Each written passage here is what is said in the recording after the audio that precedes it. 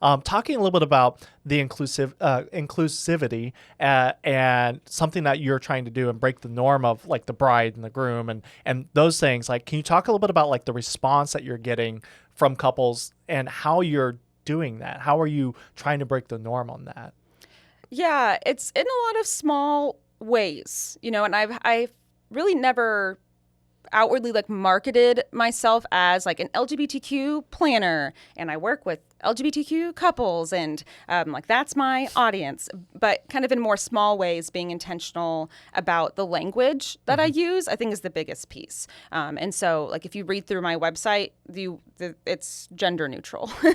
I'm using terms like couples and partner and not bride or groom. And that's true as well on my inquiry form. It doesn't say bride's name, groom's name, which I see all the time on vendor forms.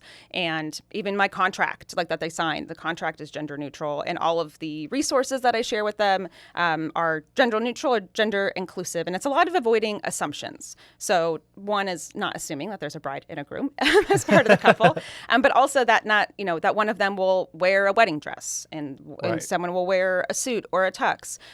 Neither of those things are always true either. And then outside of kind of the gender piece, even just things around like who's involved in planning, who's paying for it. I think a lot of times there are a lot of couples who have family support paying for the wedding, which is, wonderful.